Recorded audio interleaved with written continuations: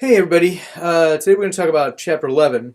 I have to say I'm a little bit tired today, so I really don't have the energy level to do it. So I'm going to need a little bit of help here. So Polly, Hempo, hello! Hello! Will you guys help me? We'd love to! We'll take good care of you, Neil. You just go ahead and rest.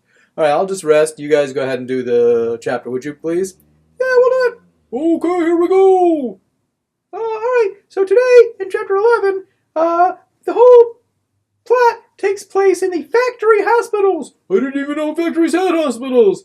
Well, this just shows you how cynical the industrial complex has gotten in America in the mid-20th century. What do you mean? Well, the idea was these workers were being exploited and they were giving really poor working conditions and minimal care. And rather than send them to public hospital, at least in this book, and risk exposure, they kept everything in-house and even performed experimental procedures on the workers. Oh, that sounds horrible. Very exploitative.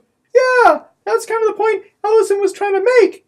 Oh, that's right, because he was very much interested in the kind of like Marx's anti-capitalist ideals. Yeah, that's right. So anyway, he spends, remember at the end of chapter 10, he gets blown up by Lucius Brockway. Hate that guy. Yeah, he's a bad guy. Then, he's in a kind of a coma sort of thing, and they're doing all sorts of electroshock therapy on him. Yeah, that's right. The sort of thing they say they wouldn't possibly do on a white guy who went to Harvard. Oh, but it's okay for this guy, huh? Yeah, pretty horrible, isn't it? Oh, very cynical. We'll get back to cynicism in a little bit. Okay, didn't mean to anticipate. No problem at all. Anyway, so he's given electroshock therapy as a kind of substitute for a lobotomy. What's a lobotomy? That's where they literally cut your brain in half in order to kind of make you calmer, stop seizures. It's a fairly discredited procedure now, but back in the mid-20th century, it was thought to cure all sorts of neurological problems. Oh, sounds horrible. And in addition to lobotomy, they even also mentioned castration. What's that? Oh, I'm really not going to talk about that now. Look it up. Okay, I will. Oh! No! Yeah, pretty horrible, huh?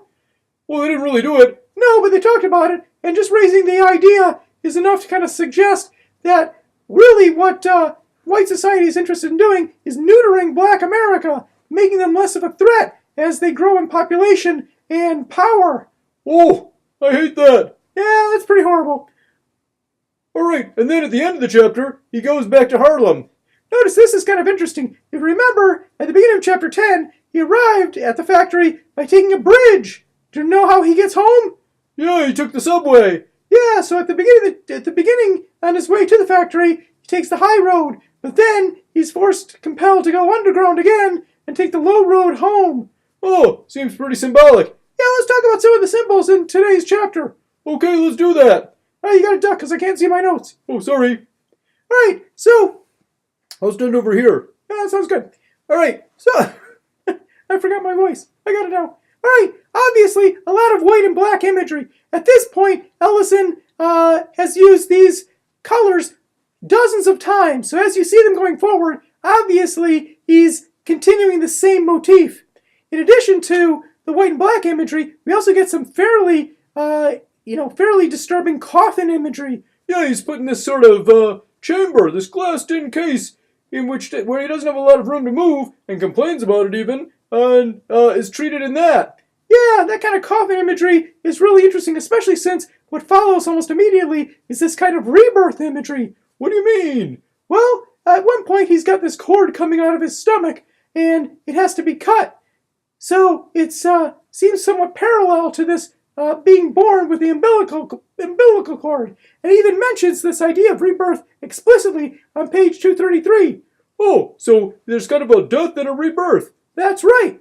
And at the end of the chapter then, is when they're trying to figure out, when he's trying to figure out who he is, he literally goes through the question and answer of, who are you? What is your identity? It looks like he's kind of a new man at the end of these experience.